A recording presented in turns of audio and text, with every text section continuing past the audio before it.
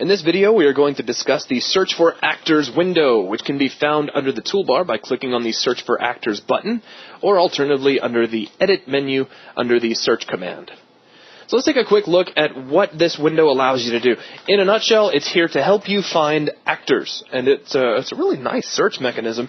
You start off by entering what it is you're looking for. So it says search for what? Let's say we want to find all of our static meshes. Well, we can type static, and notice even as we type it that the list starts to narrow itself down. And there we go. We have all of our static meshes listed. We can scroll through them all. We can select individual ones, and I'll talk about some of the things we can do with objects found in this list here in just a moment.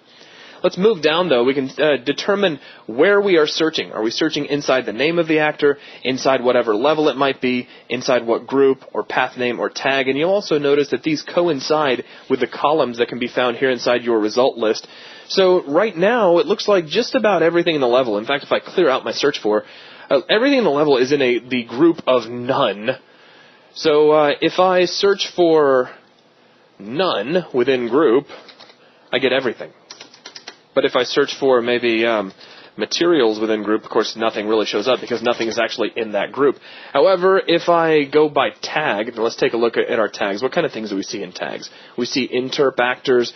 We see UT slime volume. Let's go ahead and try that out. Let's go over to tag, and let's search for UT slime, and there we go. It immediately narrows down to slime volume 0. Now down from here we can choose whether or not our search criteria is going to be used from a starting point or as something containing, which is really cool because if we switch over to containing, we could just search the tag for, oh, actually that's my finger's not on the home row, very good. So slime, there we go, and we immediately get our UT slime volume once again because we're searching tag for the word slime being contained somewhere within. So let's go ahead and switch this back to name. I'll go ahead and leave it on containing because I prefer that. It's just easier for me to remember. Right, a cool way to show that off would be to use brush versus static mesh. If you change it to starting with and look for a brush, of course all of the brushes come up. There you go. Because the name starts with brush. Now type in static and see what results static, we get everything. But if we try mesh, we're actually going to get nothing. Because none of them begin with the word mesh. Right, but instead if I go to containing and I say mesh, I get all of my static meshes. So very nice. Yeah, a very nice way to check that out. Now, a way to get access to all of my static mesh actors. Now, what can you do with this list once you have it? Well, you can select specific items, and you can select more than one. We can hold down Control, or I can select one, hold down Shift, and click on something underneath and grab an entire array of items. Or we could grab every single item if we wanted to. I just held the Shift key and clicked on the bottom entry and the top entry. I'm just going to pick on one, though, and I don't know which one this is. We have Static Mesh Actor 104.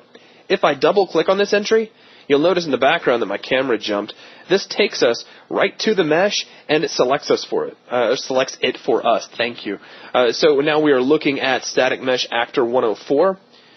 Now we can do the same thing by clicking on the Go To button. So if I select another static mesh and click Go To and then move the window out of our way, we we have a new static mesh selected and the camera is focused upon it.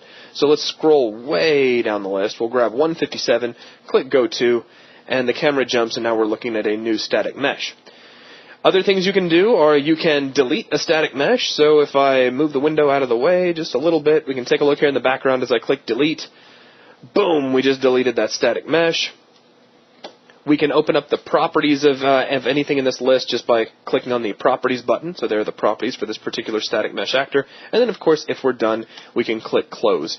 And with that, those are all of the key features of the Search for Actors window. That's everything you really need to know. Very handy for helping you find specific types of actors in your level for editing, for removal purposes, or any other reason you might happen to need them. And that is going to wrap things up for this video.